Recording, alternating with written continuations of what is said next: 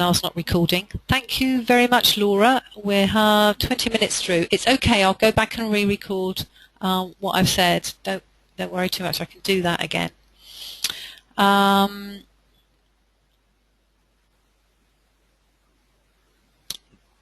Callie-Ann's asking a really important question here. If somebody's a housing operation emergency, you haven't got time to starve them. So there is a risk. There is a risk of emergency induction and them vomiting, aspirating during the surgery. But the anaesthetists and the surgeons are aware of it, and they will take measures to reduce these things. But yes, there is a risk. Yes. If some sort of fluid restriction, they've got a unicatheter, is it likely to block more? You are likely to get debris sitting around. There is a risk, but yeah. Yeah, and Julie, thank you, Julie, has said that isotonic drinks are given to people before surgery to help with the recovery, with energy. There you go. Someone's looked it up, Amy Rose. 1.6 litres of fluid a day. For women and men for 2 litres a day, and that is about 8 glasses, which is what. Yeah. There you go. But you will find conflicting information. So now I'm going to move on to the next slide. So output: nasogastric tube, drains, wounds, vomiting, rectal tubes, colostomies, ileostomies, urinary catheters. So remember your bedpans and your urinals. Making sure you actually are measuring it. How can you measure our output in the bed? Well, you could weigh the sheet and you can use a calculator in terms of weight. So how many ounces equals X amount of fluid. It is important to capture all of this, and one of the things is nurses are not good at recording accurate fluid balance. People forget that somebody's had a drink. Patients, again, when I worked in a renal ward, patients kept their own fluid balance charts if they had the mental capacity to do so. But certainly if people are in care homes, for example, or in mental health institutions who are wandering and roaming around, how can you keep a check on what people are doing? And then you'll find somebody took a bedpan away and forgot to measure it. Patient's gone to the toilet but forgot to tell you, or forgot to measure it themselves. Whilst you have you can ask patients to measure their own urine output. These things often get forgotten and oversight, and this is why I say weighing people on a daily basis will actually be very accurate in comparison to keeping an input and output chart. You'll see stuff written about that. So low blood volume, can't talk now. So if you have a low 5% loss in blood volume, you're thirsty. If you have 8%, so there's a very fine line between 5 and 8, not much there, and again between 8 and 10 about loss. So increase in fluid loss and a decrease in intake can cause low circulating volume. Common signs: diarrhea, vomiting, gastrointestinal problems, sweating, hemorrhage, drugs, diuretics. Polyuria means passing lots of urine, and diabetic ketoacidosis. So we talked about diabetics earlier. Reduced fluid intake. If people are confused, then they may not remember to drink. We've talked about people with reduced mental capacity as well. And if people are unconscious, then obviously they're not going to be able to keep up their fluid intake. Hypovolemia.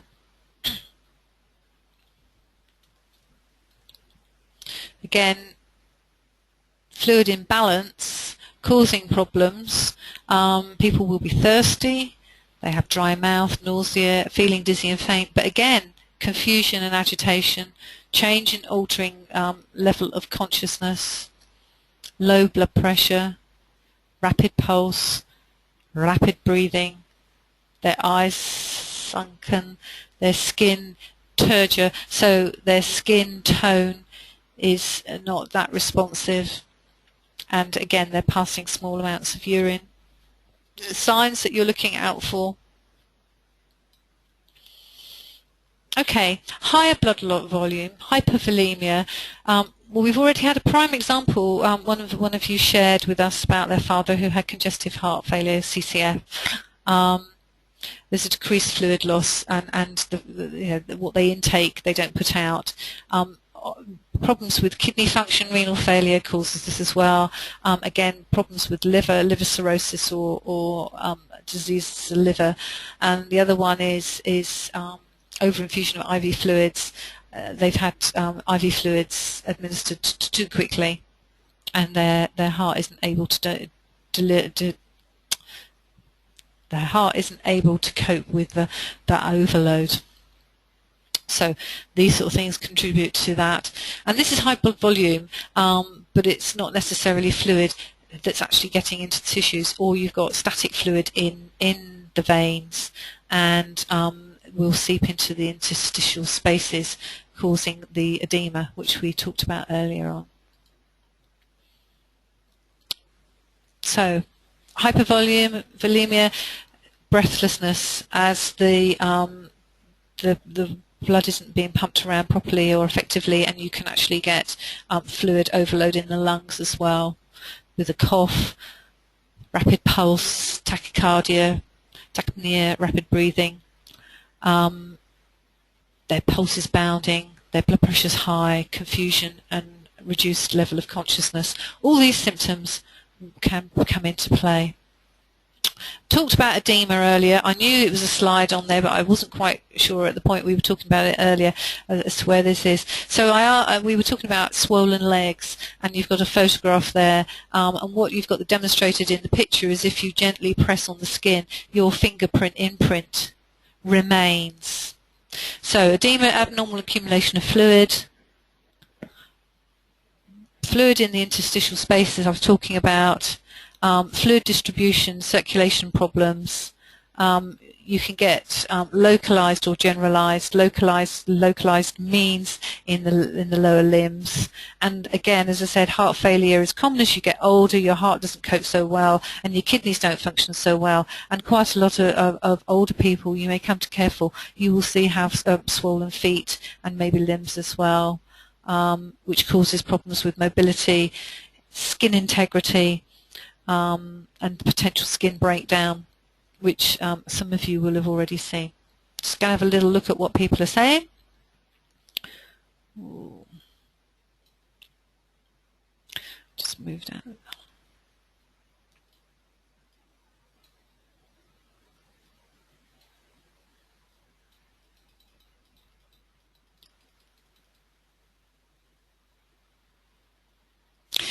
Yeah, Sarah's asked about what kind of drugs are used as sources of fluid intake. It's liquid. Drugs that are liquids, or drugs that affect the osmotic pressure in the gut, causing a shift of fluid. We've talked about nil by mouth.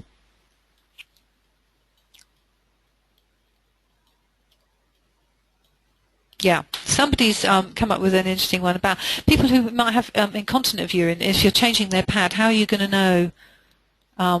Again, the flow, weight and fluids. If you are measuring it, again, you weigh it, and you will easily find you'll have it available. And what I'm saying is, I haven't got it off the top of my head, is X amount of weight equals X amount of mils. And so, you compare what a dry one would be to a wet one, and you'd be measuring that.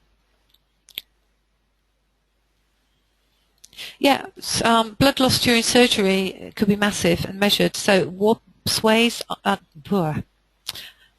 Been talking too long today. Okay, Gary's asked about are swabs during surgery weighed? Yes, they are, to estimate blood loss. So they will weigh them, every single one of them.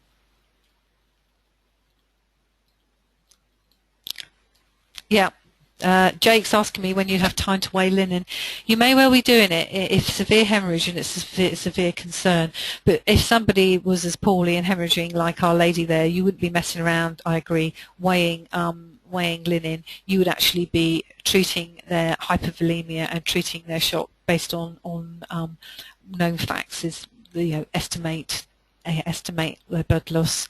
With blood loss, you know what blood loss in volume is because it's linked with the hemoglobin level. So you measure hemoglobin. You would look to measure their central venous pressure, and you can do this. You can measure what pressure is in circulating, and you would replace fluids appropriately. You're talking about critical care areas, intensive care.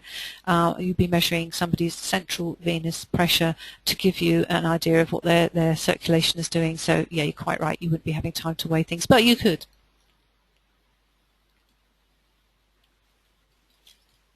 Yeah, Rosemary's saying it must be difficult to monitor people's fluid balance if relatives are giving them extra drinks. Yeah, my ex-husband used to pop out to the pub when he was in hospital in London waiting for some surgery. Twice he went down to the pub. So I said to him, at least they're not measuring your fluid balance. Okay.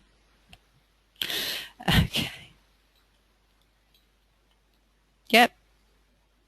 People saying that certain people put drinks down, recalled them, but needs checking.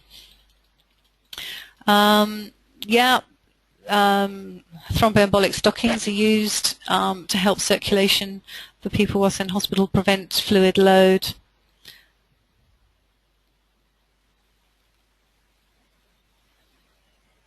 Yeah, Gemma's saying that it's difficult to work things out if some things are measured in grams and some measured in mils. I know in some trusts bedpans are measured to work out fluid balance, but yeah, if you're working in mils on the oral intake and you're working in grams on the output, it's something you're going to have to get your head around the calculations and get some guidance on and to work it out.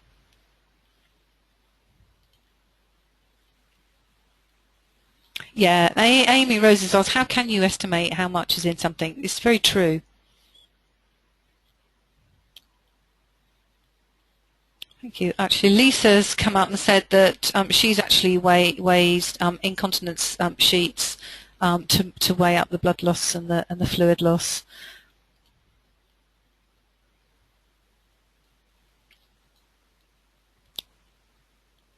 So a lot of you. Yeah, thank you, Karen. Actually, has made a point. Karen was talking about her mother, and this is common with a lot of people. If people are taking diuretics, they won't necessarily want to drink because it means that they would be rushing to the toilet. This also affects them as well because what happens is you take the diuretics and within half an hour to 2 hours, you are going to the toilet. Now, usually people take diuretics first thing in the morning, and that actually affects their daily living. It's like where they are, what they're doing, how close to the toilet they are. Do they go out shopping? Certainly not until that's discovered. So you will also find that older people or any people or anybody may make a decision not to take their diuretics if they're going out because they don't want to be in a bit of a state of panic or risk incontinence and desperation. And as we live in the southwest, we do get a lot of old people that come on little holiday trips and don't take their diuretics, and then what happens is they go into heart failure because they're not taking their medications because they're going on nice little trips out on coach parties and things, and you end up trying to treat them as an emergency situation. Tricky one, balancing your life with your diuretics and your fluid balance. So what can happen with poor hydration? Well, increase the risk of pressure ulcers. I already suggested that earlier when we talked about the edema causes disruption to skin integrity. If you're not taking in enough fluid, then you could be prone to constipation, increase in urinary tract infections because you're not keeping the system flushed through, problems with heart disease, what we've talked about, problems with confusion, disorientation, which could cause falls, and it affects people's diabetic control. Dehydration. So again, diabetics who are unwell, who feel unwell enough to eat or drink, do have problems in maintaining their illnesses, or even visiting hot countries again where fluid balance is a difficult problem and they need to consider drinking more. So, there are risks. All right, this is telling me to pause to look at your conversation, which I have done just recently.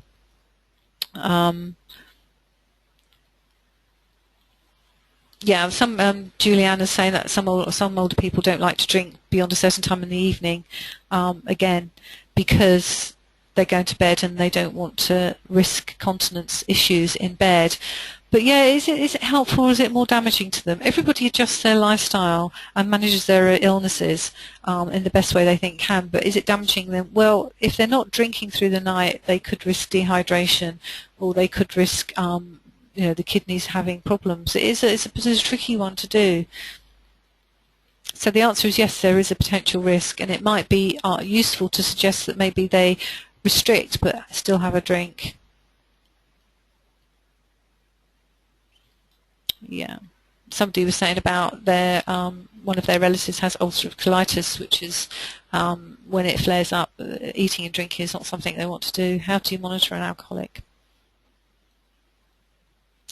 Alcoholism, you're right, alcoholics and drinking, because obviously alcohol is diuretic, there could be problems in monitoring their fluid balance and them keeping themselves hydrated.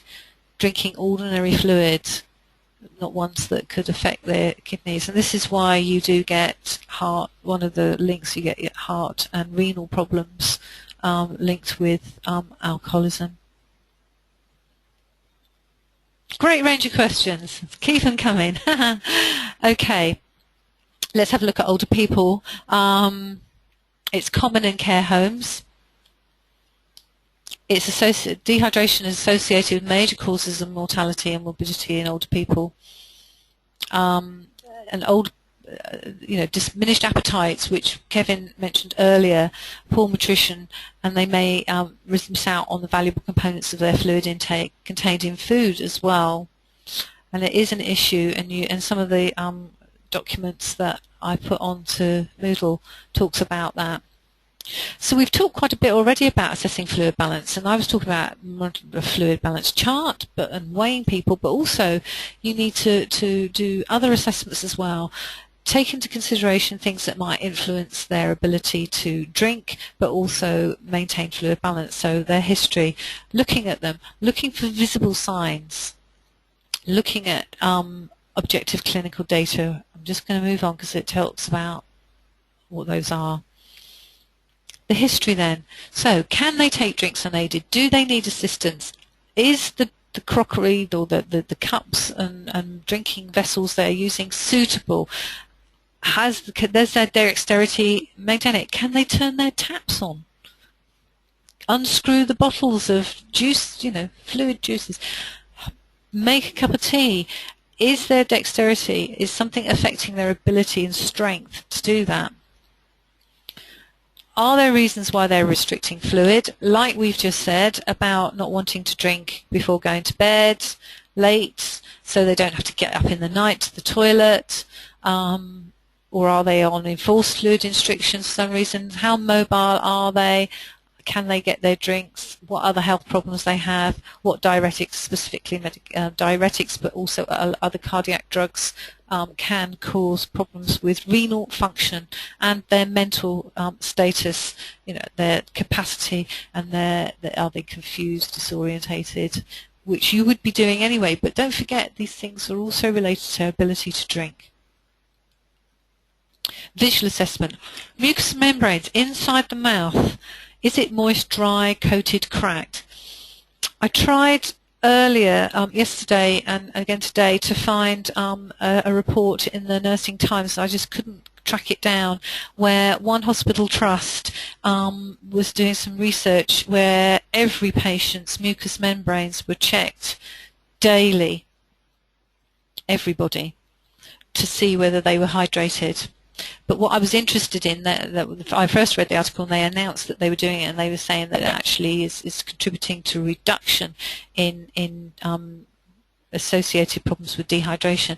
But I was interested to read what their final outcome and whether they're still actually doing that. But we could have a little look for that, try and track that one down, so that's quite interesting. Is their tongue shrivelled and furrowed? Does it look dry? Are their eyes sunken? Kevin talks here about jugular venous pressure. Are the veins in their neck distended, which would indicate overload? Capillary refill time. We've been teaching you capillary refill time. Is there reduced capillary refill time? Is the skin turgor? If you pinch up gently the skin and release it, how long does it take to relax back to normal?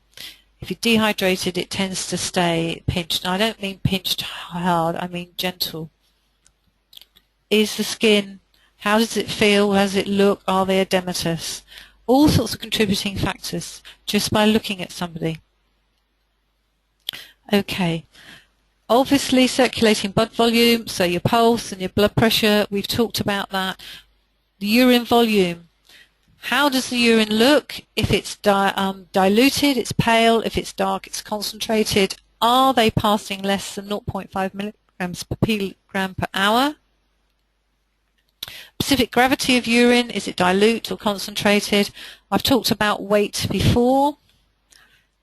And you may be measuring somebody's urine input and output hourly in a critical care area or, renal. These things are all things that will aid you in your assessment. Okay. Quite a few of these things have been identified by you already today. What their lack of, do they have problems of accessing? Have they got poor mobility and dexterity? Can they prepare drinks? Can they carry them? Are they convalescing? Have they had an illness and they're not back up to full speed yet? Surgery, are they unwell?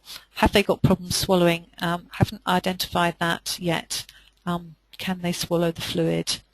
If you're older, there's a reduction in desire to drink. Thirst sensation is diminished.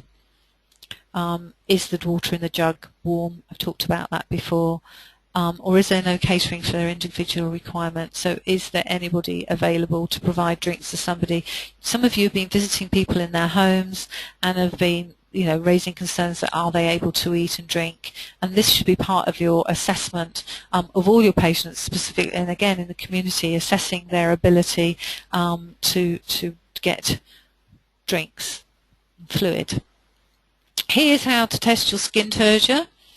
Have a practice on yourself. I like to feel some of you are pinching yourselves at the moment. I'm hoping that none of you, I'll just do it to myself. Am I dehydrated? I'm okay. I hope you guys are all right.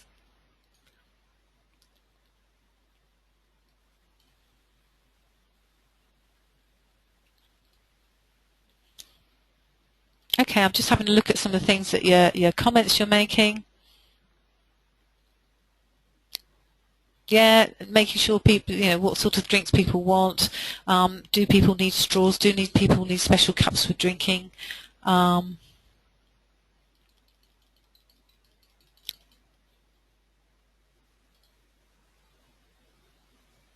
Yeah, Kelly's raised a good point. People with ileostomies have absorption problems. They can't absorb fluid well, so they need an increased fluid intake more than the average person. Yeah, straw, people drink like that. Yep, some renal patients don't pass any urine at all, and they would be on very strict fluid restrictions, but you would be weighing them to make sure that they're not retaining fluid. Does thickening in drink change the fluid amount, not only overall side of things? Good question. Does thicken in drink change the fluid amount? Because the thickening through the osmotic pressure in the thickening makes it thicker. So yes, you might need to consider increasing the amount of fluid. Yeah, it's difficult to check the urine if people have been having some drugs. Rosemary is saying that they might have had fluorescein angiography where their urine is bright, luminous yellow. Hang on a second. I'm catching Kevin's dry throat. Some drugs make urine blue or green. So how can you check it? But as a general rule, we were saying if it's pale or if it's dark. Yeah, there's an increased likelihood of urinary tract infections, catheters, blocks, and people don't drink enough to flush them through. Ah, thank you, Julie. Julie's tweeted the mucosa nursing times report to me. I'll make sure that gets put onto the site. Thank you for that. Is skin turgor a definitive indicator?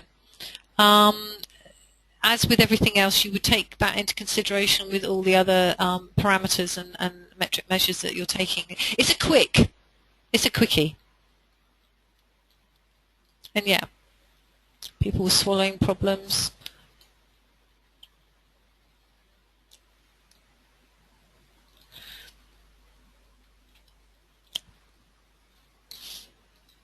Well, we could use still or fizzy plain water with a slice of lemon instead of juice that has a high sugar concentrate. Thank you, Amy.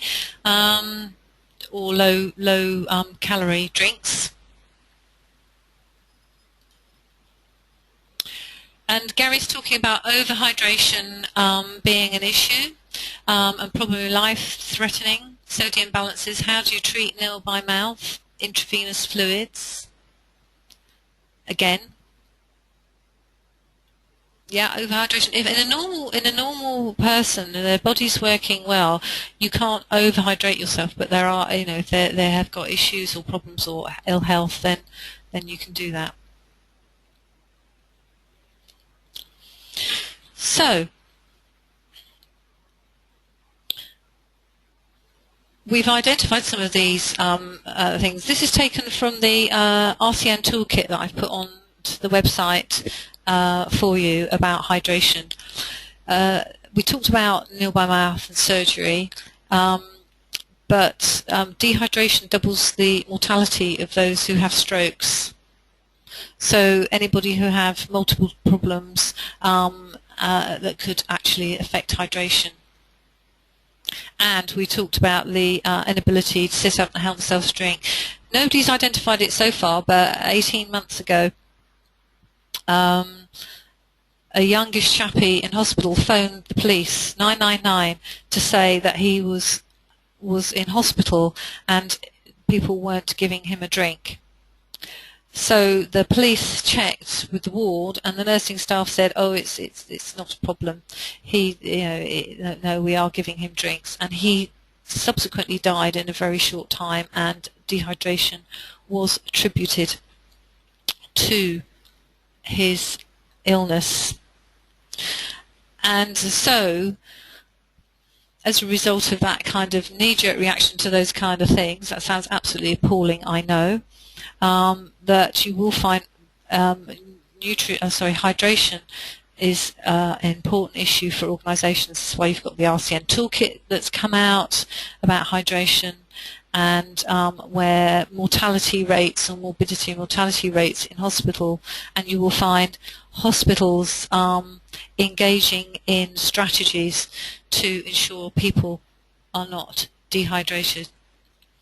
So I've suggested some hydration assessments. Have any of you seen anything on your taster days?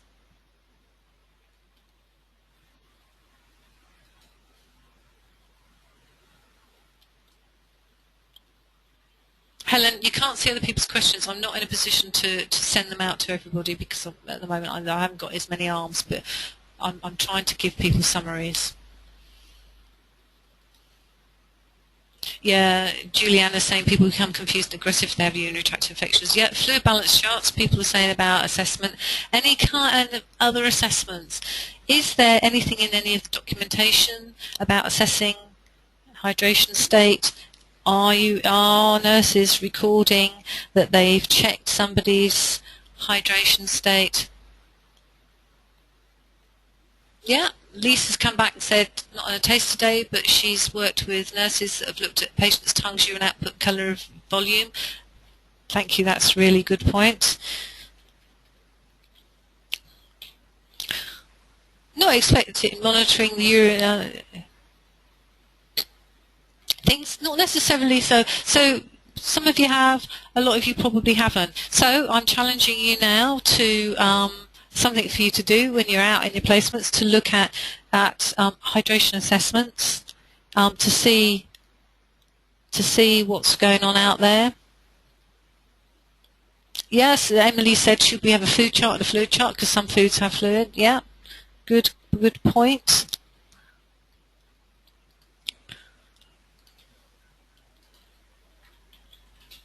Little slower. Whoops, my spelling's not good either. All right, Gary went out with the district nurse yesterday, and they were asking patients about were they drinking enough. Thank you, Gary. Good to see.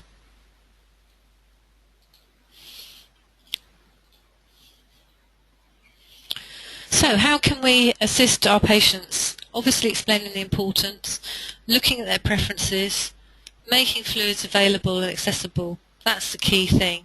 We talked earlier about bed tables being put with meals being put out of patients' reach. Well, I've seen drinks put on bed tables out of patients' reach. Pouring them the drinks, asking them, again, if you're visiting people in the community, there's an optimal time to say, well, while I'm here, would you like me to get you a drink? Is there anything you've had? Anything I can get you? If people need to have aids, supportive aids, special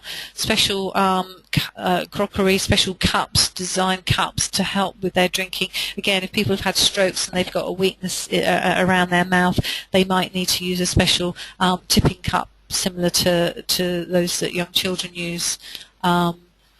Again, small drinks at regular intervals, making sure they're fresh, thinking about oral hygiene, because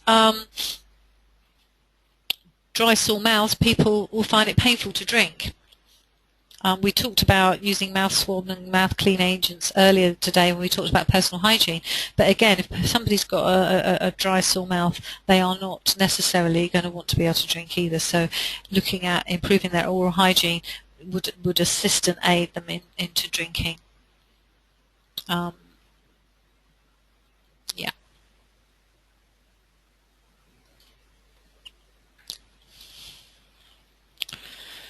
And as we talked about with nutrition, we're talking about involving family and carers, explaining to them why it's important. And again, going back to the RCN toolkit, there's information there that can be given to relatives about the importance of assisting, etc.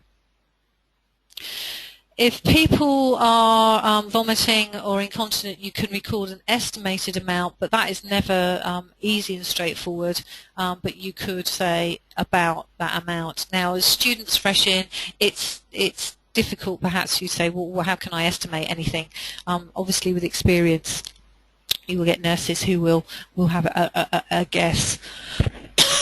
It's difficult because you would pick up a fluid chart and somebody's saying vomited, vomited, vomited, but it doesn't actually say anything. But if you say it vomited approximately 100 mils or 200 mils, you could potentially indicate there's a problem. To me, if somebody's vomiting a lot, you need to think about giving intravenous fluids because they're not able to have their intake. Keeping the fluid balance, report, making sure multidisciplinary team are involved, making sure there are appropriate people involved in all of that. And yeah, if we don't record our fluid balance accurately, then we are increasing the risk of morbidity, deterioration in their condition and mortality, death. It's well reported, certainly. National Patient Safety Agency, as I said, it's something that's come up in recent years as being very, very important, as well as everything else that we've talked about today as being important. This is why you have such things as RCN toolkits out there.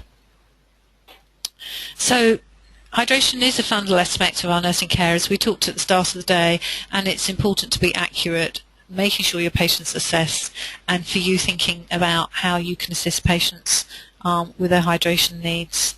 What can be tricky is if somebody's on a fluid restriction and they may have impaired mental capacity, or they're confused and they're trying to drink. You know, I found trying to defuse a situation where somebody was on a fluid restriction, but they were going up to the sink in their room and sticking their head under the tap drinking, because they didn't understand why we were trying to say it's important for you not to drink so much. They were thirsty and they were going to drink. So all your skills there are needed to be well employed to ensure that the patients get the best care, and you can try and get some understanding, because essentially if you're thirsty, the automatic reaction is to drink. And so if somebody's hasn't got the capacity to understand why you're restricting fluid, you've got a big job on your hands, and it can be very tricky. As in all of the things we've talked about today, I'm bringing you back to the 6 C's, because 6 C's are a real feature focus of all of that. All of the things that we would do in our fundamental care and skills that we need to develop to be able to ensure that our patients are not becoming unwell or dying in our care because of dehydration or poor nutrition or poor hygiene. This is one of the reasons why our 6 C's have been brought in to encompass all of the way and the fundamental way in which we should be working to support and care for our patients. It is 3 minutes left. Going to have a quick look at your last batch of questions. I'm sorry I started recording, forgot about starting recording. I was all ready to do that and got sidetracked. All I can say is I will re-record the beginning of it and talk about the essence of what we've talked about this today. Yeah, you're right, we want it to be an ideal world.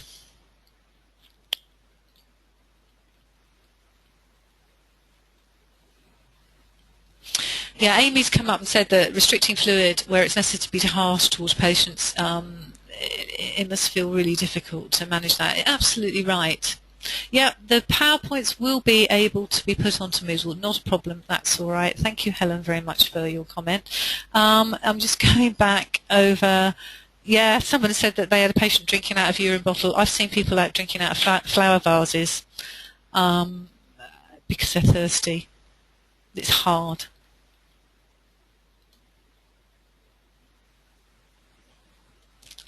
Thanks, Sarah. Sarah's talking about she works as a healthcare assistant, and part of her role was ensuring people had their drinks. I think that's really important. So, as with all, if you've been with us for the full 3 sessions, great. It's gone really quickly. A lot has been talked about. Kevin and I, between us, will ensure that things are ready for uploading over the next 24 hours. I've got some time tomorrow morning I've set aside to be able to make sure we get this stuff on Moodle for you, plus we may be putting some extra resources on to go with our webinars. It's not like teaching in a classroom where you can share discussion with everybody. We use the technology, but the benefits is I'm assuming that several of you are not entering a university campus at all. You're doing this from home, which is quite useful, and it's been a great opportunity for both Kevin and I to be able to talk to all of you today. So thank you very much, and it's time for a cup of tea for me, and I'm hoping the rest of you are probably going to shoot off and get a drink now. Well, most of us are not going to be seeing each other before Christmas, so I hope you all have a good break over Christmas. It's really important as students to make the most of your breaks, because when you stop being a student, you certainly won't be getting Christmases off. So all the best. Try not to study over Christmas and get some you time in, and we'll see you next year.